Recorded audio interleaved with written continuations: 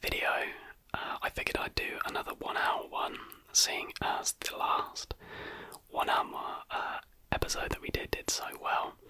So today I have another 5 conspiracy theories for you. I think a couple of these I have done individual videos on the channel for them, but then there are some new ones which we haven't touched upon before on the channel, so mixing it up a little bit. So I really hope you do enjoy. I will put the timestamps down below for the individual theories, so just in case you may be fallen asleep, you can more easily find your place again.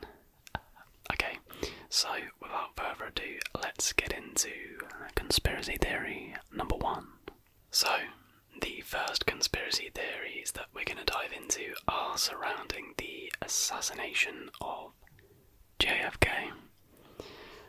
So, the assassination of John F. Kennedy on November 22nd, 1963, and the murder of Lee Harvey Oswald by nightclub owner Jack Ruby spawned numerous conspiracy theories.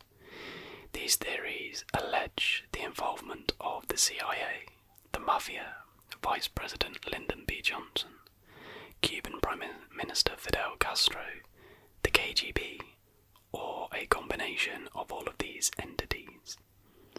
The original FBI investigation and Warren Commission report, as well as an alleged benign CIA cover-up, have led to the claim that the federal government deliberately covered up crucial information in the aftermath of the assassination. In 1964, the Warren Commission concluded that Oswald acted alone in assassinating Kennedy. In 1979, the United States House Select Committee on Assassinations concluded that Kennedy was probably assassinated in a conspiracy and that Oswald did not act alone. So, we now have 4 conspiracy theories as to who could have been behind the assassination of Kennedy, beginning with number 1, the Umbrella Man. The Umbrella Man, identified by the United States House Select Committee on Assassinations in 1978 as Louis Stephen Witt, is a name given to a figure who appears in the Zapruder film and several other films and photographs near the Stemmons freeway sign within Dealey Plaza during the assassination of US President John F. Kennedy. A person popularly dubbed the Umbrella Man has been the object of much speculation, as he was the only person seen carrying and opening an umbrella on that sunny day. He was also one of the closest bystanders to President John F. Kennedy when he was struck by a bullet. As Kennedy's limousine approached, the man opened up and lifted the umbrella high above his head, then spun or panned the umbrella from east to west as the president passed by him. In the aftermath of the assassination, the Umbrella Man sat down on the sidewalk next to another man before getting up and walking towards the Texas Schoolbook Depository.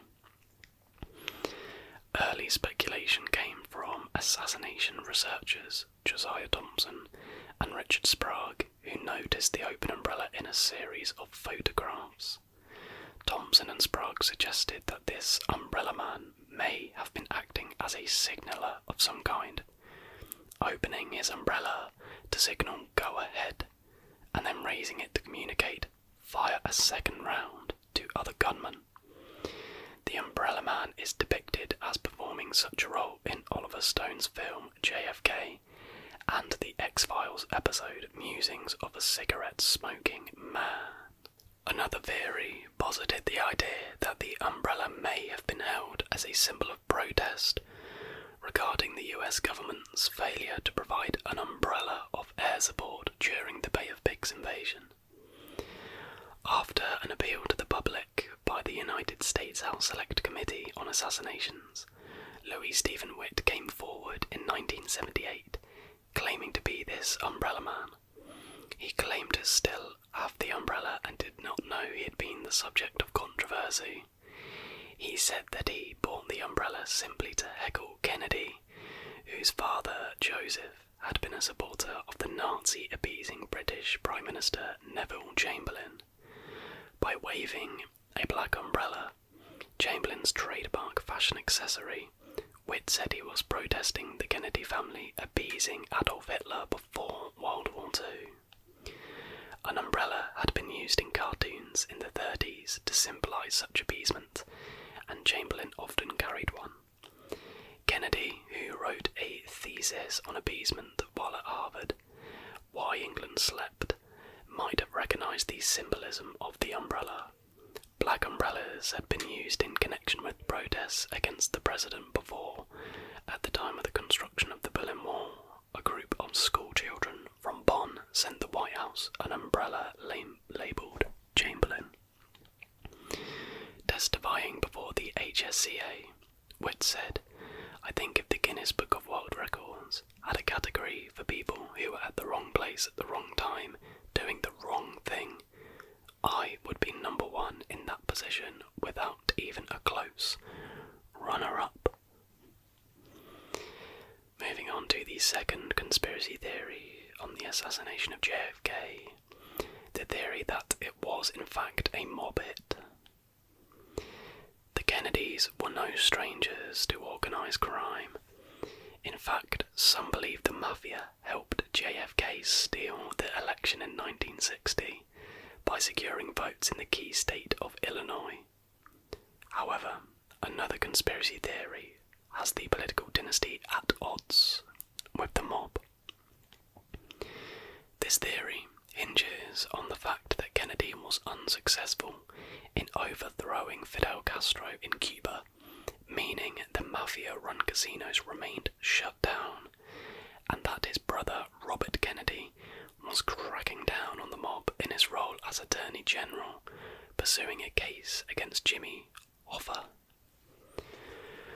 Robert Kennedy had a fear that he had somehow gotten his own brother killed, according to biographer Evan Thomas. That Robert Kennedy's attempts to prosecute the mob and to kill Castro had backfired in some terrible way, had blown back, as the intelligence books say.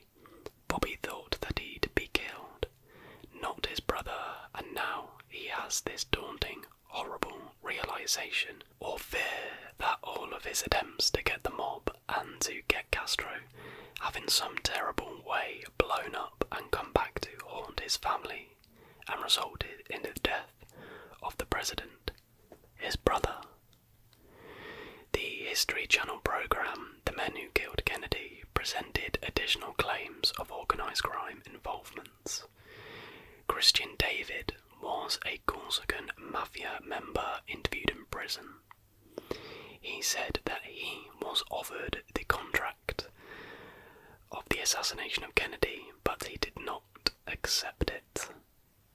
However, he said that he knew the men who did accept this contract, and according to David, there were 3 shooters.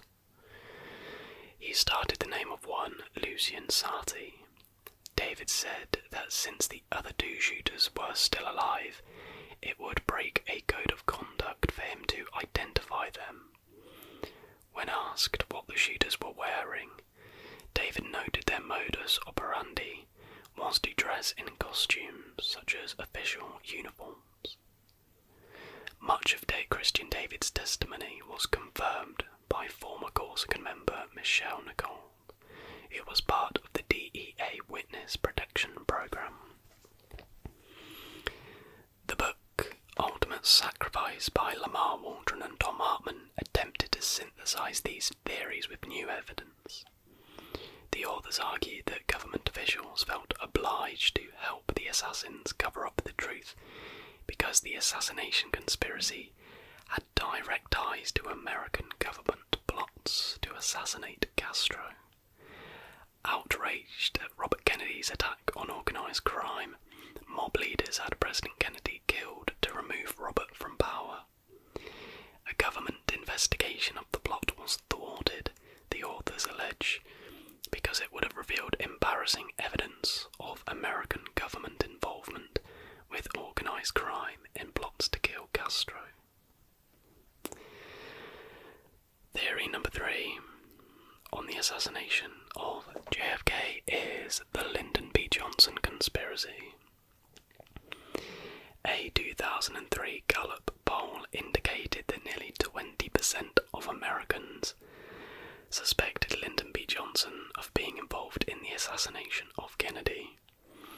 Critics of the Warren Commission have accused Johnson of plotting the assassination because he disliked the Kennedys and feared that he would be dropped from the Democratic ticket for the 1964 election.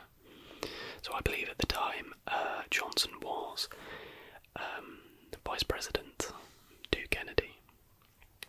So the fact that JFK was seriously considering dropping Johnson from the ticket in favour of NC Governor Terry Sanford should Kennedy run in 1964 has been cited as a possible motive for Johnson's complicity in the assassination. In 1968, Kennedy's personal secretary, Evelyn Lincoln, wrote in a book that President Kennedy had told her that Johnson would be replaced as Vice President of the United States. That conversation took place on November 19th, 1963, just 3 days before the assassination of Kennedy, and was recorded that evening in her diary, and reads as follows. As Mr. Kennedy sat in the rocker in my office, his head resting on its back, he placed his left leg across his right knee. He rocked slightly as he talked. In a slow, pensive voice, he said to me, "You know, if I am re-elected in 64, I'm going to spend more and more time toward making government service an honourable career. I would like to tailor the executive and legislative branches of government so that they can keep up with the tremendous strides and progress being made in other fields. I'm going to advocate changing some of the outmoded rules and regulations in Congress, such as the seniority rule. To do this, I will need a running mate. In 64, a man who believes as I do." Mrs. Lincoln went on to write, "I was fascinated by this conversation and wrote it down verbatim in my diary. Now I asked, 'Who is your choice as running mate?' He looked straight ahead, and without hesitating he replied, 'At this time I am thinking that Governor Terry Sanford of North Carolina, but it will not be Lyndon.'" Madeline Brown, who alleged she was the mistress of Johnson, also implicated him in a conspiracy to kill Kennedy. In 1997, Brown said that Johnson, along with H.L. Hunt, had begun planning Kennedy's demise as early as 1960. Brown claimed that by its fruition in 63, the conspiracy actually involved dozens of people, including the leadership of the FBI and the Mafia, as well as prominent politicians and journalists.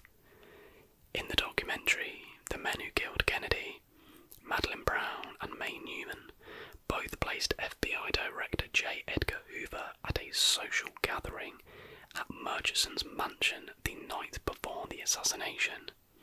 Also in attendance, according to Brown, were John McCloy, Richard Nixon, George Brown, R.L. Thornton, and H.L. Hunt. Madeline Brown claimed that Johnson arrived at the gathering late in the evening and, in a grating whisper, told her that the Kennedys will never embarrass me again. That's no threat. That's a promise. And the final theory around JFK is the involvement of the Cuban government. In its report, the Warren Commission stated that it had investigated dozens of allegations of a conspiratorial contact between Oswald and agents of the Cuban government, and had found no evidence of Cuban involvement in Kennedy's assassination. The House Select Committee on Assassinations also wrote the committee believes, on the basis of the evidence available to it,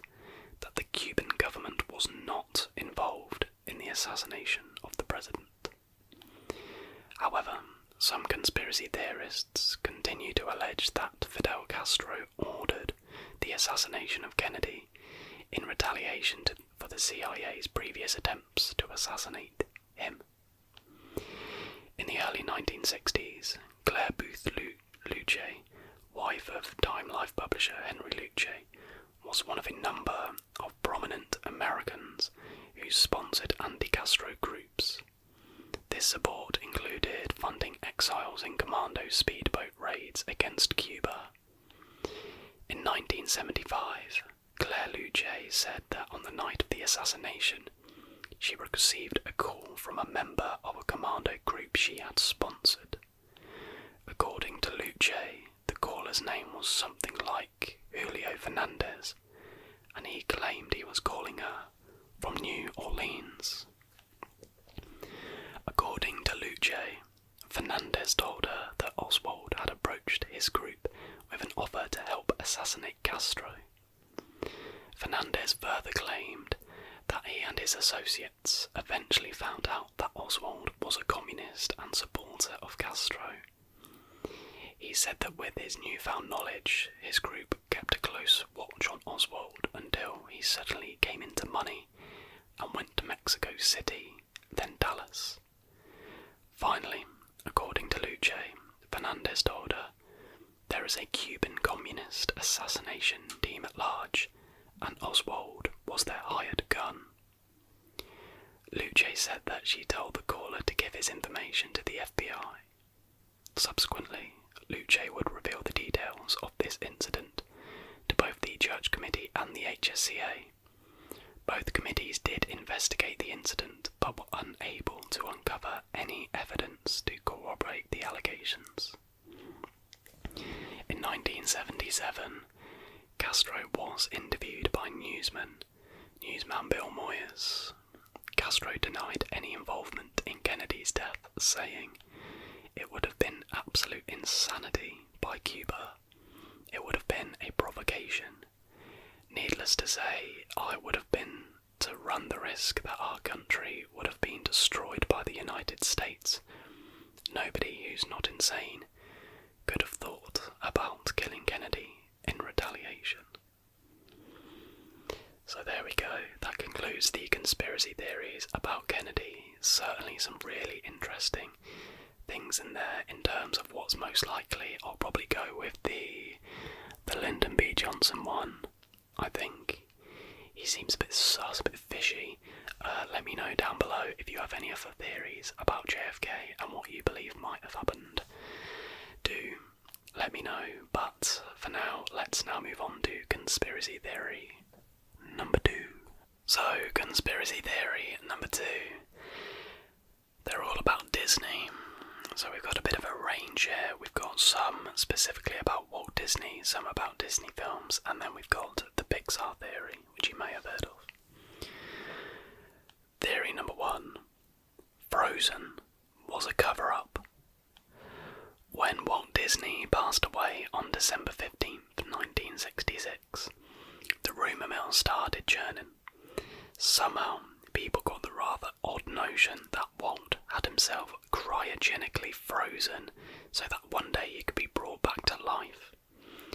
There's absolutely no evidence to support this claim, and it's a pretty upsetting subject for folks who love Disney to linger on. But we mention it today because some fans have theorised the uber popular movie Frozen in fact had an ulterior motive. Sure, Disney wanted it to become a smash box office hit, but the theory claims it served another purpose, burying the ugly gossip of Walt Disney's supposed cryogenesis. Think about it from this angle. Disney is intensely protective of their family-friendly brand, and the company has borrowed a lot of its stories from classic fairy tales such as Pinocchio, Snow White, Cinderella, Sleeping Beauty, The Little Mermaid. The list goes on and on. Frozen is based on a story by Hans Christian Andersen called The Snow Queen. So why isn't the movie called that? Many fans think Disney called the movie Frozen to in fact divert attention from the cryogenesis tittle-tattle that had been circulating for decades by this point. Disney could have called the film anything, but they settled on Frozen. Now when you Google search the words Frozen and Disney, all you get is page after page of Anna, Elsa and a singing snowman named Olaf. Even if it wasn't done intentionally, Disney successfully buried the speculation that had been swirling around Walt Disney's death. Next theory, sticking with the Frozen theme, these next 3 theories I believe are about Disney films themselves. So, this theory posits that Anna, Elsa and Tarzan could in fact be related. Using Frozen as a touch point for our next Disney conspiracy, it seems many Disney characters might actually be blood relatives. Frozen co-director Chris Buck revealed during a Reddit Q&A that Anna and Elsa's parents might have also had a son. Hold up, we don't remember Anna and Elsa having a brother. He also revealed the King and Queen of Arendelle, as well as their newborn baby boy, did not actually die after being shipwrecked. Instead, he stated they washed up on the shore of a deserted island and built a tree house before being eaten by a leopard.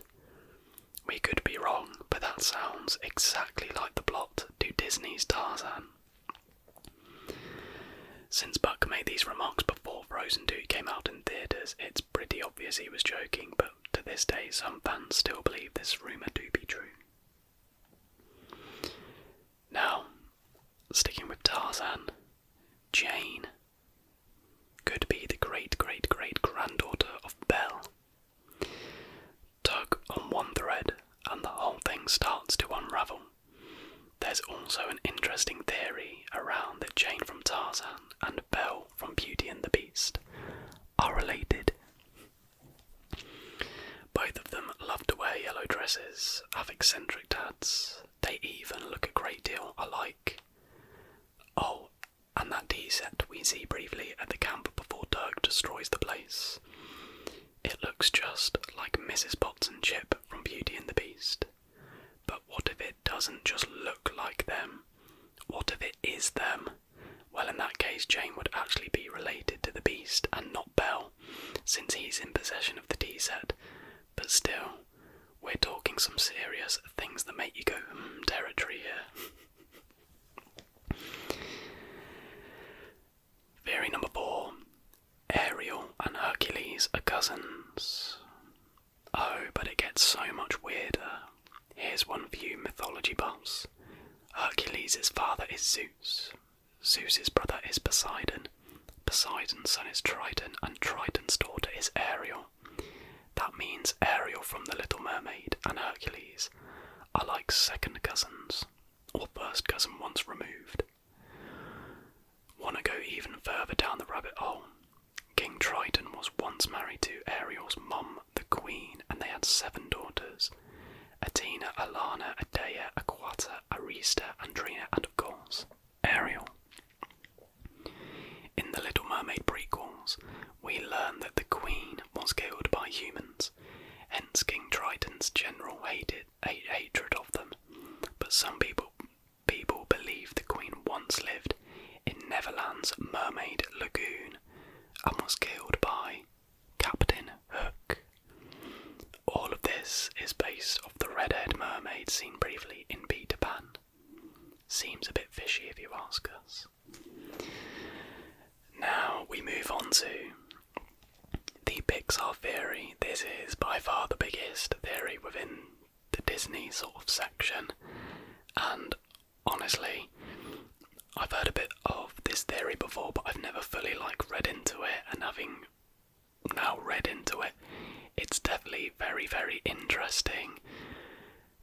Do I think it's real? Well, you know what, we'll go through it and we'll talk a little bit about it at the end. So, the Pixar theory essentially, it is essentially connects all the Pixar movies so far and suggests that they all exist within the same universe, and the theory seeks to sort of place them within time periods so that they make sense. And literally stick around for the end of this theory because it legitimately blew my mind, and it explains why there's so many Easter eggs in Disney films. So, in the 14th to 15th century, we have Brave. It all starts with Merida discovering the Will of the Wisps, which is magic. The magic turns her mother into a bear. This magic is why animals and inanimate objects, such as brooms and tools, behave like humans.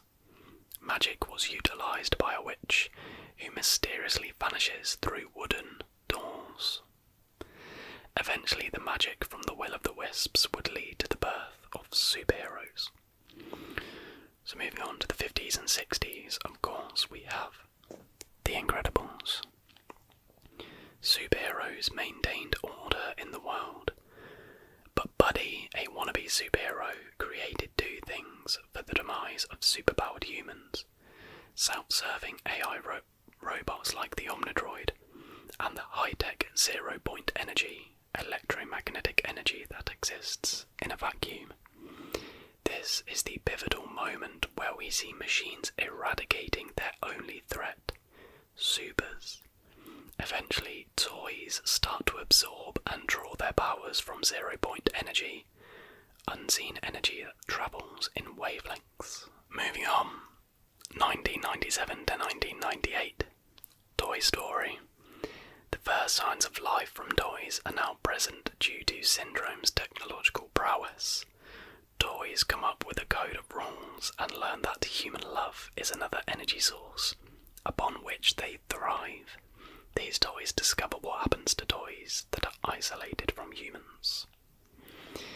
Then into 1999, we of course have Toy Story 2. The toys discover that it is dangerous for them to be isolated from humans. We start to see inanimate objects question their purpose in life. For example, Jessie resents her owner, Emily, for abandoning her. Resentment towards humans was not only carried by inanimate objects, but by animals as well, bringing us into 2003 with Finding Nemo.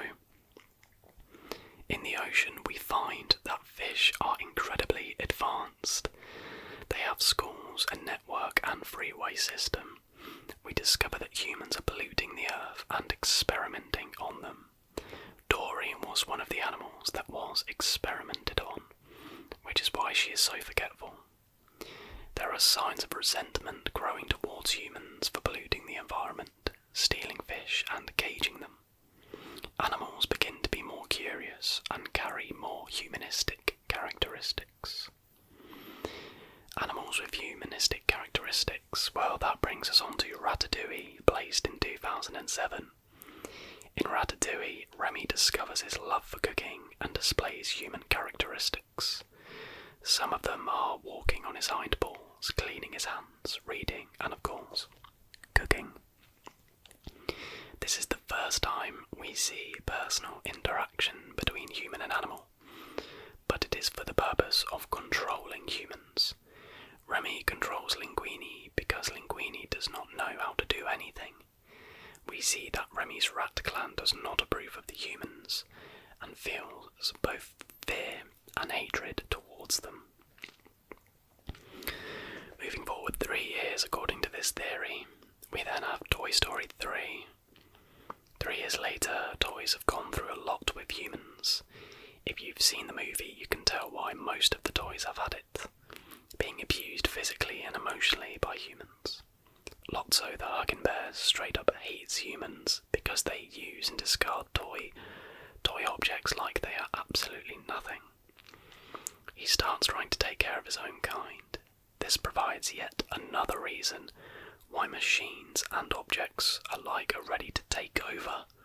Carl and Ellie write to Andy telling him to get rid of his toys because they know the animosity between toys and humans coming ahead, and that's why they are planning to live in solitude. Well, what are Carl and Ellie from? Well, they're of course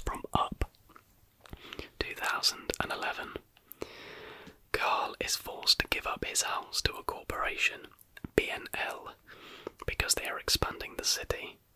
This is foreshadowing. This corporation is the cause for polluting the earth and wiping out life in the distant future as a result of technology overreach. Carl discovers that animals can communicate with humans and sees the bitterness that they have. Charles Muntz effectively trains an army of dogs. This is the start of the tipping point between animals and humans.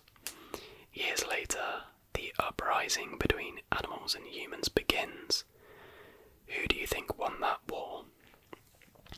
So we skip forward quite a few years into the year 2100 to 2200, where we have cars. When animals rose up against the humans to stop the pollution, the machines saved the humans and they won the war.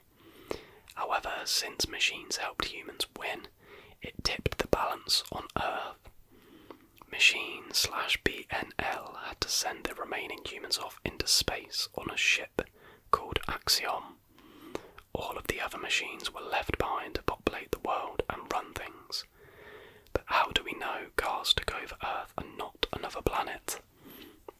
Well, in Cars 2, cars go to Europe and Japan, which shows that it's the same planet as all the other Pixar movies.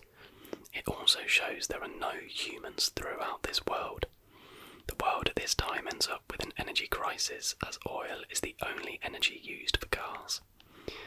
Alinol Corporation was using green energy as a catalyst for a fuel war in order to turn cars away from alternative energy sources. That clean fuel could have been used to swiftly wipe out many of the cars. Alinol was run by BNL, which eventually polluted the whole Earth due to its use of oil. The whole world became unfit to sustain life. So, where do we end up? Well, we end up in the year 2800 to 2900 with WALL-E. Earth has become uninhabitable for hundreds of years due to BNL. The corporation took over the world starting in the 1950s. WALL-E is the only machine left on Earth after it ran out of resources. He survived because he is fascinated with human culture and also his friendship with a cockroach, which helped maintain his personality and fulfillment. Robots and machines on Axiom, having left Earth centuries earlier, show that machines develop a sense of purpose out of the human's dependence on them. WALL-E is a robot Jesus, and he and his love, the appropriately named Eve, save the human race and start a new beginning on Earth again. During the credits of WALL-E, we see the shoe that contains the last of plant life. It grows into a mighty tree. And by the year 3000, A Bug's Life, that same plant we see in WALL-E grew to be the tree in A Bug's Life. Insects have a longer lifespan. Prior to WALL-E, an ant can last just 3 months. However, in A Bug's Life, these ants all survive an entire summer and allude to being around for quite some time. One ant states he feels 90 again. This indicates that ants are sturdier as a result of evolution and mutated genes. Another ant tells Flick not to leave the island because there are snakes, birds and bigger bugs out here. They do not mention humans because there are very few humans to make it dangerous enough for insects to worry about. However, one kid did allegedly pick the wings off the homeless bug. Later, in the distant future, animals start evolving into the dominant species. And with animals evolving into the dominant species, that takes us into the years 4500 to 5000. I don't know why I'm saying it like that. Monsters University. Hundreds of years after WALL-E, animals started changing due to radiation caused by BNL. These animals evolved into monsters and accidentally wipe humans off the face of the planet. Monsters University was founded in 1313. This is dated using the Monsters calendar, not the human calendar, and shows that it took place almost 1400 years after A Bug's Life. At Monsters University, they falsely taught the monsters that humans were toxic and from another dimension. This was because monsters were worried about being erased from existence and altering history. In this same time period, Monsters Inc. Monsters and machines didn't realise their mistake of getting rid of humans until it was too late. They eventually realised that humans were their source of energy and needed to sustain life. Machines help solve that by letting monsters use doors to time travel to the human generations, and this leads us to Boo, and this is the climax of this theory. So, sweet little Boo never got over Sully and became obsessed with finding out what happened to him. She remembered that doors are the key to finding Sully. Later on in life, she figured out how to time travel using wooden doors, and goes back to the source of all magic, the will of the wisps, and creates magic to find Sully by using wood. Boo leaves evidence behind in Brave, 2 carvings whittled out of wood. They were Sully and a pizza truck, the 2 things she loves most in life. Although she knows how to travel through time, she does not know how to determine what time period she will go to. Therefore, speculation has it that Boo is the one planting all the Easter eggs throughout all the Pixar movies, because she has been accidentally going through different time periods. There you go. When I read that Boo section, I was absolutely mind blown. How likely is it? I mean, it doesn't really matter because Pixar films aren't real, but it's a cool thing to believe, and whoever came up with it has a pretty crazy imagination, so fair play. But yeah, I kind of like that idea that they're all connected. But yeah, let's move on to theory number 3. Conspiracy theory number 3 is on Denver Airport. Sinister sculptures and secret bunkers, swastika-shaped runways and murals that point to a new world order takeover or alien invasion. And what about those gargoyles hanging out by the baggage claim? Conspiracy theories about Denver International Airport have soared for more than 2 decades, owing to the airport's mix of bold public art, unusual architecture, infamous construction problems, and an internet-fueled cycle of self-feeding paranoia. They predate even the airport's 1995 debut, but Jesse Ventura helped popularise them with a 2012 episode of his TV show Conspiracy Theory, and dozens of media outlets from ABC News to the Science Channel continue to report them on an annual basis. Not that the airport discourages the speculation. We have a CEO, Kim Day, who really embraces the conspiracy ideas, said Heath Montgomery, Senior Public Information Officer for the DIA. We decided a few years ago that rather than fight all of this and try and convince everybody there's nothing really going on, let's have some fun with it. 2016 marks a turning point in the airport's marketing savvy. For the first time, DIA is featuring a modest museum-style exhibition of the most notable theories in honour of October as Conspiracy Month. Events have included a conspiracy-themed costume party and 3 close encounters of the third kind screening, chosen because the coordinates for the alien landing in the 1997 film supposedly point to DIA's location. In reality, it's an empty field 51 miles northwest of the airport. Most of the theories are so laughable and easily disproved that DIA is happy to weaponize them as marketing tools. That, in turn, translates to an estimated hundreds of thousands or even millions of dollars in free publicity, Montgomery said. To get to the heart of their continuing popularity, a Denver Post team was granted behind-the-scenes access to examine the theories, facts and history of the country's 6th busiest airport, which expects to see a record 58 million travellers by the end of 2016. So unlike the sort of other conspiracy theories we'll be doing as we go along through these, gonna be a bit of a killjoy and we're gonna debunk them as we go, but still interesting to go through them. So theory 1, secret societies, and I'll be sure to put all the relevant images on the screen for you to see for yourselves. The theory: the Freemasons, a centuries-old secret society, has controlled the airport ever since it opened, with ties to the New World Order, a group of global elites who wield power over international affairs. The history: a dedication plaque at the airport's south entrance, dated March 19th, 1994, contains a time capsule and bears the symbol of the Freemasons, as well as a reference to the New World Airport Commission. Strange markings have also been noted around the airport, supposedly indicating secret or even alien languages.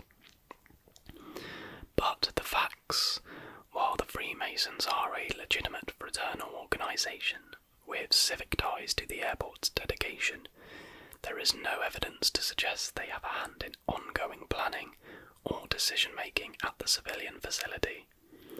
Anti-Masonic conspiracies that date back more than a century were clearly dusted off and updated in advance of 2012's Apocalypse Fever.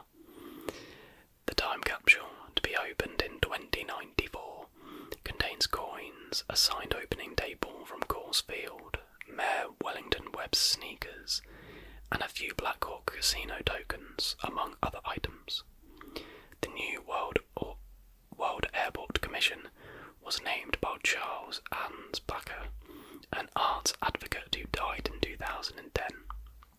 The name is in fact a reference to Dvorak's New World Symphony, according to a 2007 Westwood Word article, and the commission was created only to orchestrate DIA's opening festivities.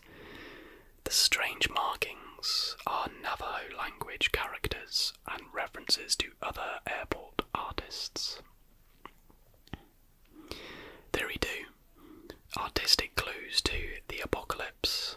The theory: the airport's 40-piece public art collection, most notably its colourful 28-foot wide murals by artist Leo Tanguma, its Notre Dame gargoyle sculptures near the east and west side baggage claim areas, and the Mustang sculpture aka Big Blue Horse or Blucifer near Pena Boulevard, are clues to a sinister influence at the airport, alternately credited as Illuminati, Freemasons, New World Order, or Nazis.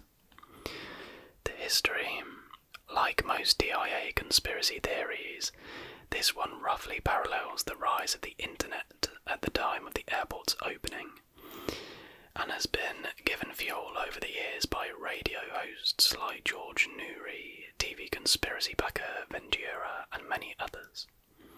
They point to Nazi or fascist imagery in Tanguma's murals, the ominous and seemingly random nature of the gargoyles, and the fact that a portion of the 32-foot Mustang sculpture, which features glowing red eyes, interpreted as reference to the four horsemen of the apocalypse, fell on and killed its creator, Luis Jimenez. But I'll hit you with the facts. The meaning of Tanguma's murals is frequently divorced from the context of their creation, which tells a hopeful story of peace and environmental stewardship following times of war and pollution. Conspiracy theorists focus only on the grim imagery, but not the rainbow-laden resolution. Read from right to left in the mural: "Children of the world dream of peace."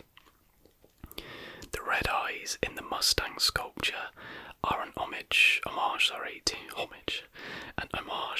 to the artist's father, who worked with neon signs.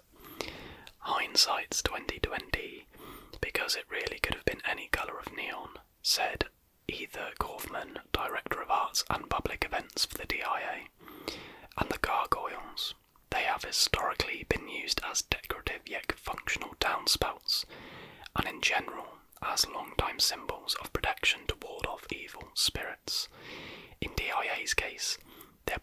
popping out of open suitcases on pillars. Theory number 3. Underground bunkers and aliens. Hidden beneath the airport's underground baggage transport tunnels is a secret bunker designed to house billionaires and global political elite in the event of an apocalypse. Lizard people and or evidence of aliens are also thought to be lurking down here. The history.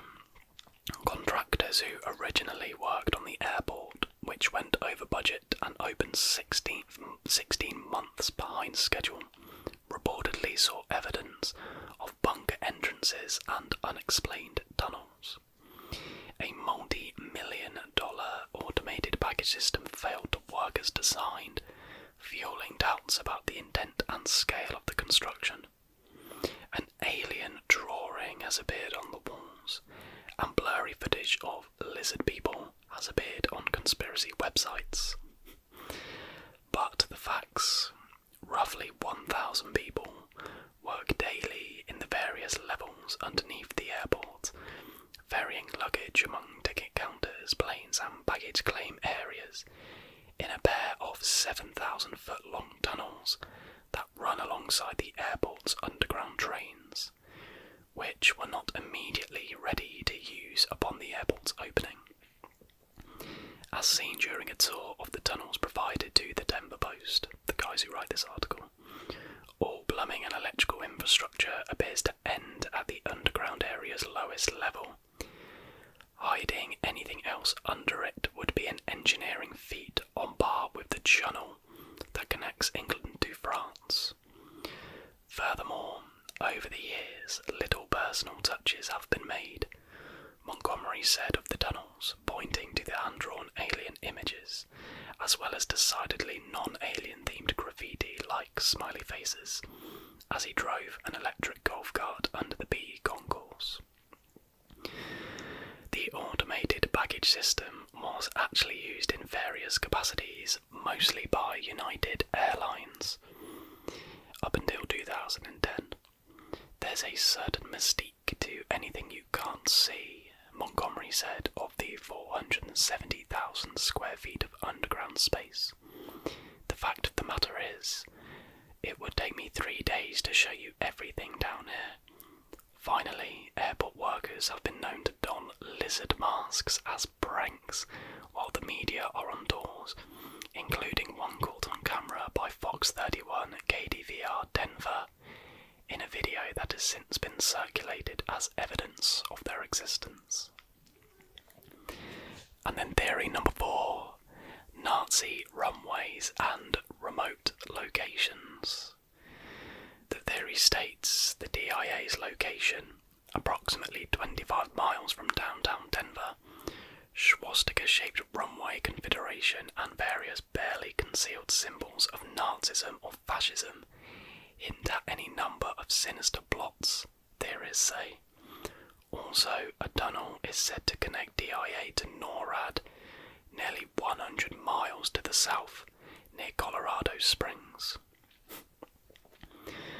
Nazi conspiracy theories have been among the most popular online for the last 2 decades, and despite its recent tongue-in-cheek embrace of most conspiracies, DIA officials have shied from directly addressing them, which some see as a sign of their validity. We do have some subject matter that we wanted to either just avoid or tread very lightly with, said DIA's Kaufman, in response to a question about what made the cut for October's exhibit in the main terminal. Some things are worth debunking, others aren't. The facts are a close look at aerial photography of the supposedly swastika-shaped runways reveals a lumpy, mishappen and largely interpretive swastika at best. The rotating fang-shaped design allows for optimal takeoff into and against the wind from different directions, depending on weather and traffic patterns. Additionally, a 90-mile long tunnel from DIA's remote location to NORAD seems highly unlikely and cost prohibitive, given that the world's longest underground rail tunnel, is less than half that length and took more than a decade to excavate and construct. So there are certainly some sinister looking things around Denver Airport, but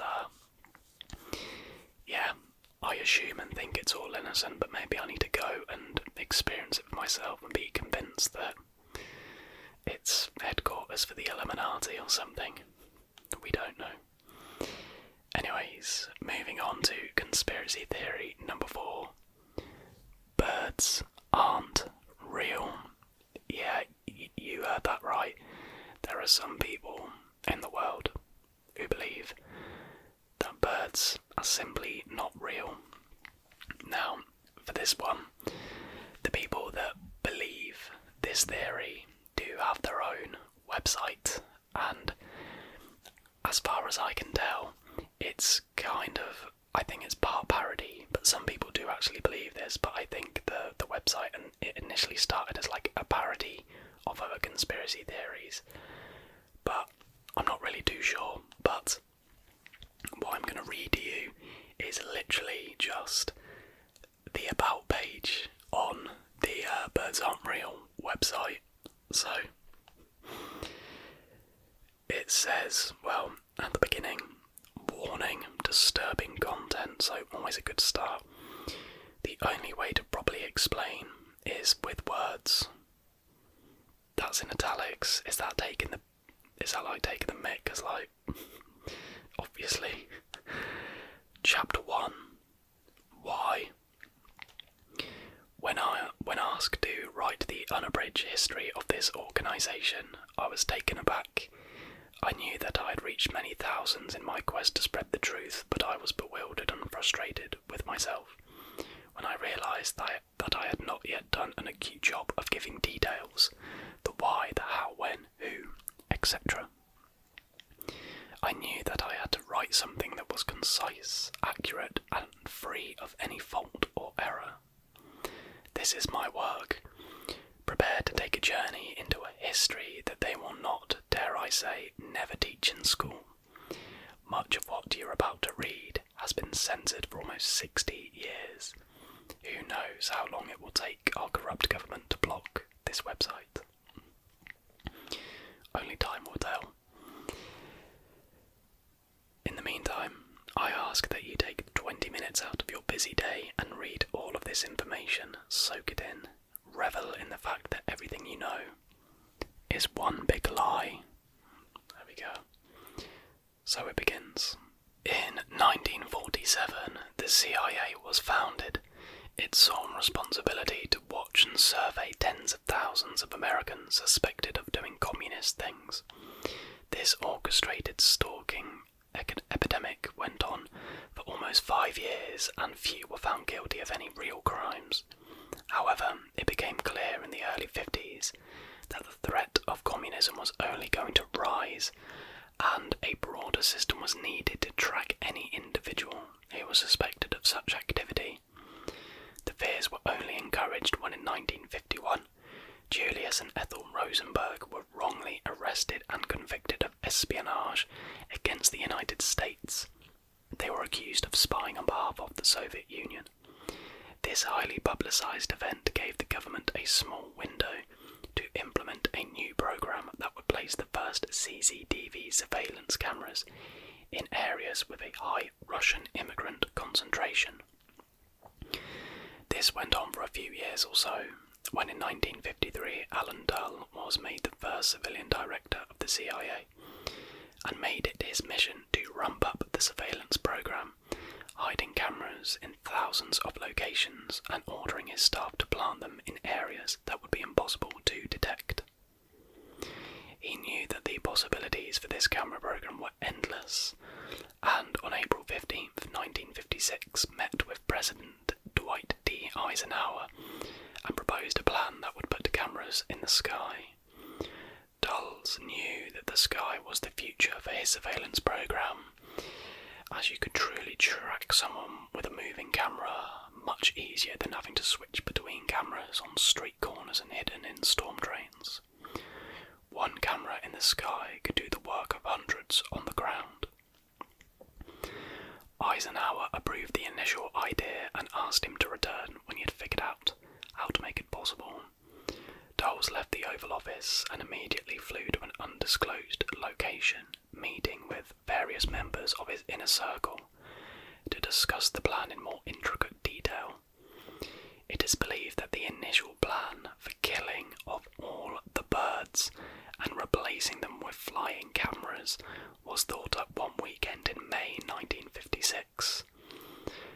Dulles and his team hated birds with a passion and were heard on many occasions calling them flying slugs and the scum of the skies, as they would often poop on their cars in the parking lot of the CIA headquarters, and quite frankly all over DC. I believe this was one of the driving forces that led Dulles to not only implement robots into the sky, but actually replace birds in the process. They did not need to kill all of the birds and could have launched a quarter of the robot birds that they did, but the pigeons in DC at the time were absolutely ruthless. They were eating very well as American morale was high. People were feeding them much more in public parks and on the street. This in turn created huge amounts of pigeon feces that would inevitably find its way to the windshield of many men and women, all of whom grew to not only hate pigeons but all birds. In a stolen transcript from an ex-CIA deputy, she says, "Yeah, the higher-ups were so annoyed that birds had been dropping fecal matter on their car windows that they vowed to wipe out every single flying feathered creature in North America." In this meeting, they sought to kill 2 birds with 1 stone and remove all birds from the United States, but also replacing these birds with billions of sophisticated robot lookalikes capable of mimicking real birds in every way. Dulles and his team wanted to create the greatest surveillance system ever imagined, with the capability of tracking someone on foot in a vehicle, even in their personal home. Chapter 2. How? It is imperative that we discuss the methods that the government used to extinguish over 12 billion birds between 1959 and 1971. If we are to make disciples of the birds aren't real movement, we must equip each and every person with the knowledge of what truly happened in this saga of insanity and government corruption. This has to be a joke. Disciples of the birds aren't real movement. Like, it has to be a parody, surely. Here are the facts and eyewitness accounts of various key events that occurred within our nation that completely destroyed every man, woman and child bird in existence. I touched on him for a brief moment in the last chapter, but I want to dive into Alan Welsh Dulles, the director of the CIA from 1953 to 1961. Upon the government writing the plan to slowly kill off the birds, it was his responsibility to make it a reality. He was given the task of reallocating $65 billion of public health funds towards this forced extinction. On May 6, 1957, he met with an unidentified man from the Boeing Airplane Company and ordered 120 B-52 bombers. Dulles knew that if his government was to go undetected, he had to keep these aircraft out of sight from the American public. He was under strict orders not to leave a trace of his actions, so he devised a plan to construct the aircraft in Nevada's Area 51. This way, the citizens of Seattle, Washington wouldn't be able to claim that the bombers had been built nearby. 23 men from within the Boeing engineering department travelled to Area 51 in the back of an old school bus that they purchased from a salvage yard in Mukilteo, Washington. They were seen by a few individuals bringing couches and rugs into the bus, and were also heard discussing, and I quote, really cool playlists for the road trip. But would they have with us in like the 1950s? I mean, I guess there was like cassettes and stuff. Anyways, clearly the Boeing engineers didn't get the memo from Dulles about remaining undetected and actually painted Area 51 or bust on both sides of the bus. Whenever they would stop for gas, they would set up a makeshift campsite in the parking lot and sing songs with titles such as "I Left My Honey for Area 51" and "Let's Kill All the Birds." They attracted a lot of attention, and the locals of a town in Idaho claimed that the men would reveal intimate details of what they were doing. Clearly, they were complete idiots, but their idiocy is one of the hardest pieces of evidence on how the government killed the birds. While 22 of the men made it to Nevada, one man did not. Neil Ford was the only engineer that lived to tell the story, as he was left in a Waffle House bathroom because the others claimed he had to pee too many times and was ruining the vibe of the road trip. Neil spoke with one of the founding members of the Birds Aren't Real movement shortly before his death in 1994. He spoke about the way in which Dulles searched for the engineers who didn't have families. That way, they would be able to disappear from the map when the project was complete, and nobody would notice. This disturbing reality is a far cry from the way in which many people view the 1950s, and proves that our government has been ruthless in its effort to rid our nation of its peace and prosperity.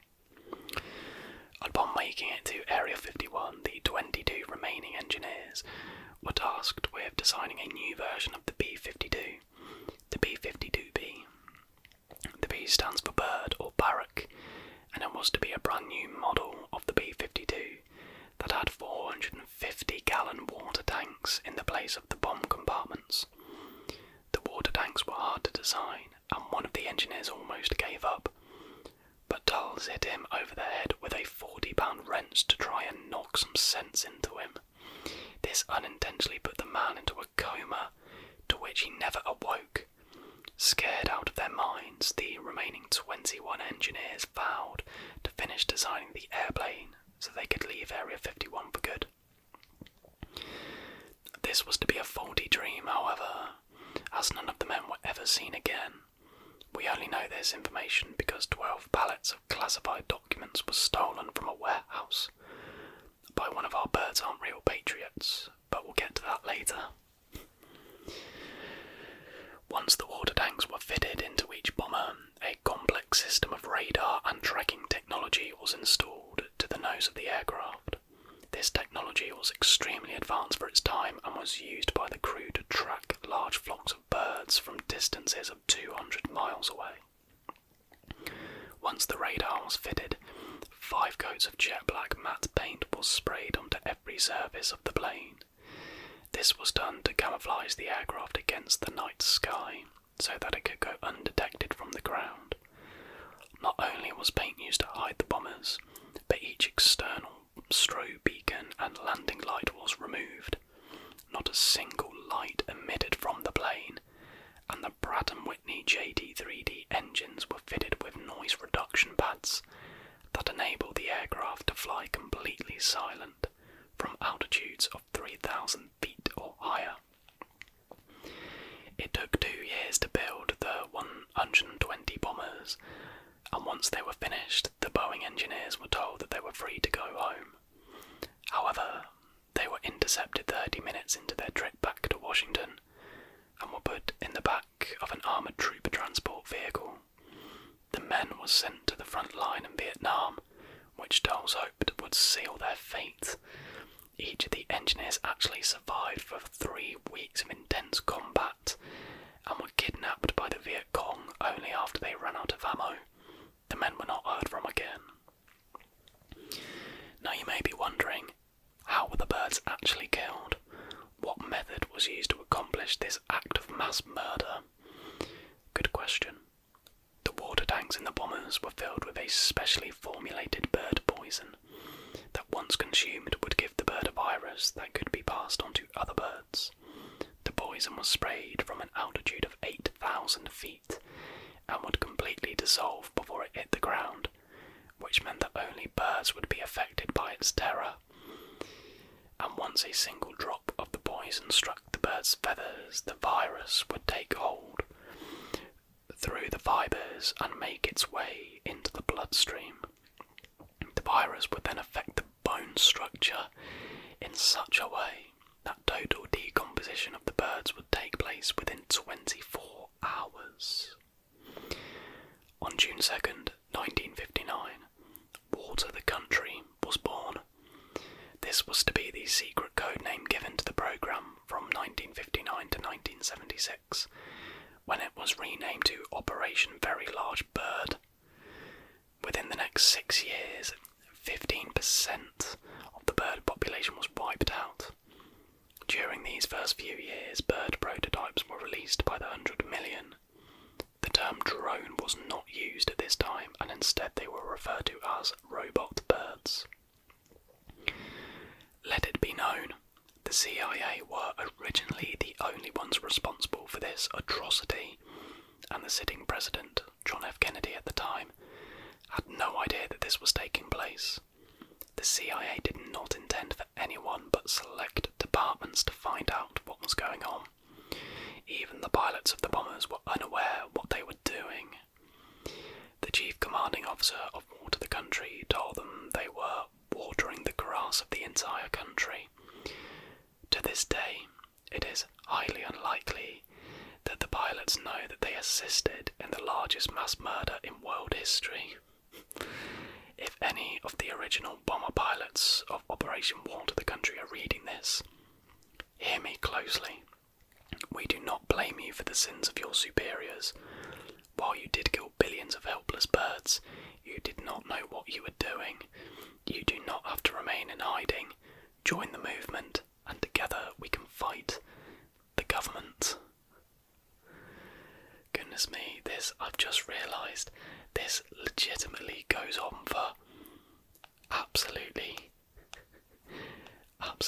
ages. I'm gonna skip to chapter 3. Like, I'm pretty sure this is a piss take, right? But I mean, chapter 3 is titled "The Winner Writes the History Book."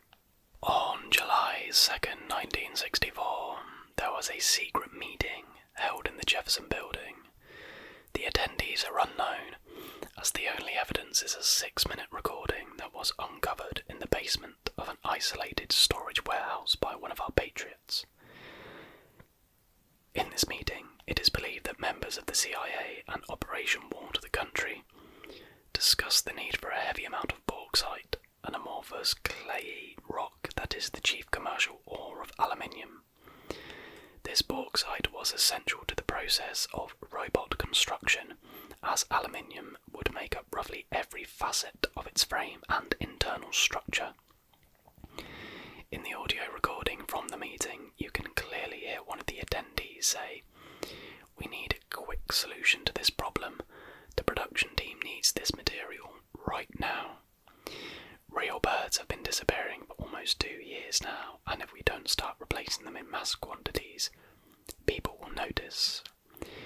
We need a solution in 30 days. And this is where the recording stops. Please buckle up for this next part. I don't mean an America's Car-Mart used 1998 Honda Civic seatbelt. I mean a fighter jet ejection seat harness. Okay, bit extreme. Almost a month after this top secret meeting, a North Vietnamese torpedo boat was accused of attacking a US destroyer in the Gulf of Tonkin. If you want to know more about that, check out my ASMR history video on the Vietnam War. This incident was an excuse for the US to place a huge number of troops in Vietnam and engage with the North Vietnamese on a much more escalated platform. The question is, why would the US want to fake such an incident? What would they have to gain from invading Vietnam? Surely nobody still believes the "to stop communism" lie that was so fervently spread. Well, you are in luck, because for the first time in history, you will finally know the truth. You will finally know why the United States of America decided to waltz into a small country on the tip of East Asia. The nation of Vietnam contains the 3rd largest largest reserves of bauxite ore on the entire planet. Like I said earlier, this ore was the primary component of aluminium, which would be used to create the robot birds. The US used the already brewing conflict in Vietnam to their advantage, and from 1964 to 1975, the US attempted to invade and extract as much of this ore as possible, because without it, there would be no robot birds. The process looked like this. US soldiers were told to advance into an area of North Vietnam where they could fight communism the best. They were actually capturing areas that had enormous quantities of bauxite ore.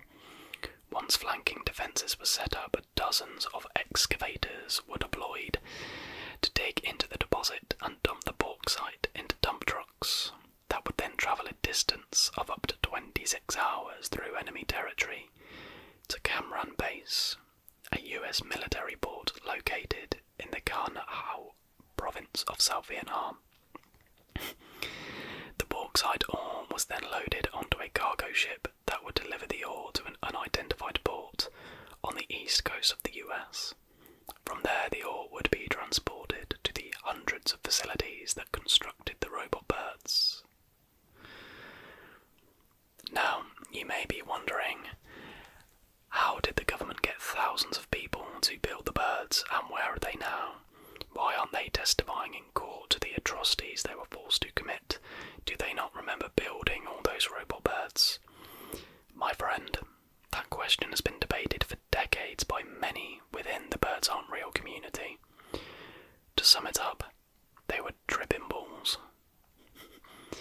The government would send individuals to local nightclubs and bars, who would then scope out a candidate who looked like they could assemble a robot bird, and would tell that person that they were having a costume party on acid. It was the 60s and 70s, where acid was more accepted than bottled water. These people were then given work overalls and a costume, their costume and a small tub of acid, which was actually just a piece of coloured paper. The acid trip they expected was actually the bus ride to the entrance of the bunker, where they were given a toolbox and a pair of headphones that played Pink Floyd non-stop. This has to be a piss take. This combination of assembling a robot bird inside a 5-story government fallout bunker led them to believe that they were on the most insane trip of their life.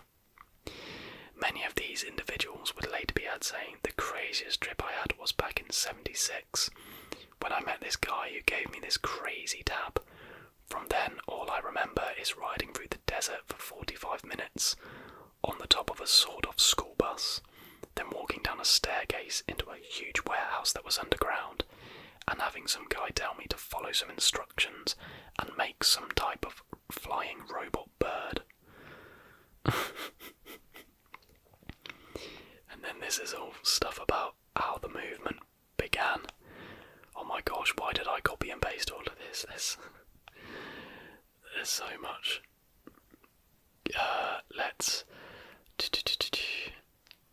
Okay, the last 2 paragraphs. Here we go. A common question that we get a lot is, how do the birds not fly out of the US and to Mexico and Canada? Great question. While the majority of birds are programmed to not cross over into these countries, there are some that still venture into these countries for a few reasons. Picking up drugs for eventual delivery into the lower class segments of our major cities. The government will do anything they can to maintain control over its citizens, even getting them hooked on drugs. Another reason is simple keeping tabs on US citizens who go on vacation. Any bird you see flying across the US borders to either Mexico or Canada is simply tracking an American citizen who has travelled outside the States. However, there is currently nothing keeping a bird from Canada or Mexico from travelling inside America, which is why there will never be a 100% robot bird population. It will most likely hover around 95%, as birds are always flying in from neighbouring countries. This may change soon. However, in 2016, President Trump announced that if he was elected, he would build a wall between Mexico and the United States. I think I know this is going. You may believe the mainstream media and Trump's lies when you hear that the wall will be designed to keep illegal immigrants out of the US, but that is false. The wall will actually be encapsulated with thousands of microwave guns that can track any bird entering the United States and shoot it with harsh microwaves, which destroy the bird's ability to fly and will leave it deceased in under a few hours. I hope this does not shock you too much. After all, if you've made it this far in the reading, your entire view on this country has been totally reframed. I hope you are able to join us in the fight for freedom. Please join us. We need you now, more than ever. That has to be a parody. Like it has to be. I mean, I'm sorry for laughing at you if you truly believe that, but actually no, I'm not, because it's absolutely totally ridiculous. But very well written. Whoever wrote that, you've got one hell of an imagination, and fair play. But I just think it's probably a load of rubbish. So that is 4 conspiracy theories done. Let's move on to the 5th and final one, and it is conspiracy theories about Antarctica. So there are many theories as to what is actually at Antarctica, and we're going to dive into a few of them now. So firstly, conspiracy theorists say they found ancient civilizations in Antarctica. Conspiracy theorists believe Antarctica is hiding ancient civilizations, with some truth seekers pointing to formations spotted on Google Earth to support their beliefs. Conspiracy theorists claim to have found proof of ancient civilizations buried under the snow of Antarctica. Amateur truth seekers have been scouring the continent with Google Earth, using satellite imagery to look for anomalies in the icy landscape. Some of their supposed finds include a huge statue forming the shape of a face, a UFO crash site, and entrances to an underground base. Antarctic mountain face. Conspiracy theorists were sent into a frenzy after one Instagram user drew attention to a mountain in Antarctica, which bears a similarity to a face. The conspiracy theorists Blake and Brett Cousins shared the video and said it could be the remnants of an ancient civilization, while some agreed that the formation was a man-made structure. Others argued it was simply a natural peak. UFO crash site. UFO enthusiasts claim to have found proof of an alien spacecraft crash landing in Antarctica. A baffling image from Google Earth shows a strange pattern in the snow, with conspiracists claiming there can only be one explanation. One user posted on the Secure Team 10 YouTube page, "Looks like it crashed into the mountain, then whatever it was, drove away from the crash site. X marks the spot." Another theory emerged when a big X appeared on the freezing continent on Google Earth. In a video posted on YouTube channel Conspiracy Depot, viewers are shown how a mysterious marking has been placed over Antarctica. It apparently suggests someone at Google is trying to point people to something mysterious. Words accompanying the video state, "Looking through Google Earth tonight when I noticed a huge red X pointing to an area in Antarctica." Huge semicircle disc. A semicircle disc was spotted in Antarctica by Google Earth users. Conspiracy theorists have claimed the object was designed. YouTuber Sandra Elena Andrade said the mysterious images had captured the interest of UFO enthusiasts. Now we move into a juicy one. The Nazi bunkers of Antarctica. Those pesky Nazis. When thinking about Hitler and Nazi Germany, most people can think of at least one conspiracy theory they have heard about. Two pretty common ones are the Holocaust never happened, or that Hitler is alive and well in Argentina. A third theory that is beginning to see some popularity is the idea that the Nazis took control of part of Antarctica and built underground bunkers where they would experiment with creating new technology. This theory originates from a story about a Nazi expedition to Antarctica. The story says that while exploring and mapping the area, they uncovered a multitude of underground caves and rivers. One of the caves was particularly large and was turned into a large city that would be home to both Nazis and other powerful groups like the Illuminati. Along the way, the Germans either came across alien tech or made contact with the aliens. The Germans learned how to use the technology and were able to build a number of weapons. This belief is extraordinary because there is no evidence that the Nazis ever did or were even capable of building such a base. Geologist and oceanographer Colin Summerhayes partnered with journalist and historian Peter Beeching to examine evidence about Antarctica and the Nazis. The pair published a 21-page peer-reviewed study about these mysterious Antarctic bases and if they are real or not. In support of this claim is the fact that the Nazis did at one point carry out an expedition to Antarctica in 1938. Many conspiracy theorists claim that this was a large-scale expedition with militarized and scientific ships. In reality, it was just one small ship with the goal of finding new territory where Germany could expand their whaling industry.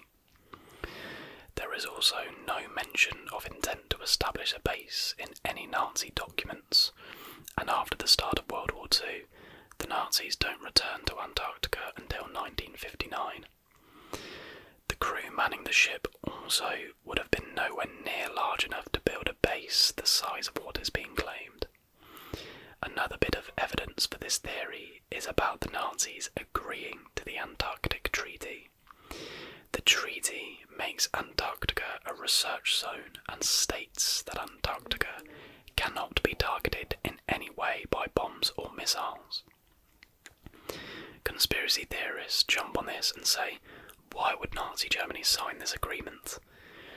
The claim is that they signed this agreement to deter other nations from visiting Antarctica and stumbling upon their base and the research being done there. There has been no evidence found to corroborate that point. Additionally, some claim that Hitler himself is actually at Antarctica. The evidence for this idea is based on the claim that a German ship arrived at an Argentinian base located in Antarctica after the war ended. Another popular conspiracy theory is that Hitler escaped to Argentina at the end of the war, and so therefore he was picked up by a German ship and sent to Antarctica to live at the secret bunker. Unfortunately, there is no evidence Hitler ever made it to Argentina, or that the supposed German boat ever went to Argentina's Antarctic base. And the final theory about Antarctica. Apparently the oldest pyramid on Earth is hidden on this icy continent. The oldest pyramids on Earth are hidden away under the deep cold snow of Antarctica, conspiracy theorists have shockingly claimed on the History Channel.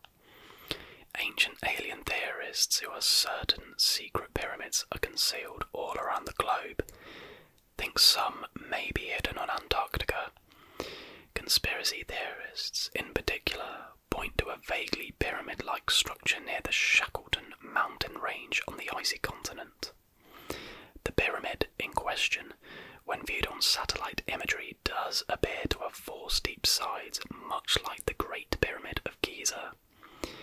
This incredibly bizarre theory was presented on the History Channel's TV series Ancient Aliens, which investigates various extraterrestrial theories. Episode 1 of this series explored the remote possibility such pyramids were left behind by ancient alien visitors or human civilizations. Conspiracy theory author David Childress told Ancient Aliens there is a distinct possibility the Shackleton Pyramid is the oldest of its kind on Earth. He said if this gigantic pyramid in in Antarctica is an artificial structure, it would probably be the oldest pyramid on the planet, and in fact, it might be the master pyramid that all the other pyramids on planet Earth were designed to look like. Another conspiracy theorist agreed, saying, all the way around the world we find evidence of pyramid structures. We should start looking at the possibility there was habitation on Antarctica. Was it a lost civilization? Could it be ancient astronauts? And just maybe the earliest monuments of our own civilization came from Antarctica. The alien expert argued the Antarctic pyramid is just one node in a global network of power-generating pyramids strategically placed around the Earth. A popular pyramid conspiracy claims the triangular structures act as power generators of sorts, built for the purpose of transiting vast amounts of energy wirelessly.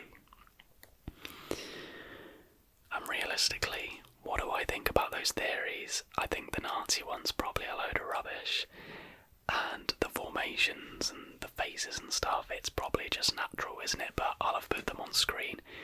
You guys can decide for yourself. But that does conclude this conspiracy theories video. I really hope you did enjoy. If you're not too tired, then do leave a comment down below what you think of them, and leave suggestions for any other conspiracy theories, no matter how crazy, you'd like to see covered on the channel. But I'm gonna love you and leave you now, guys. Thank you so much for watching. If you made it this far to the end of the video, if you did enjoy it, please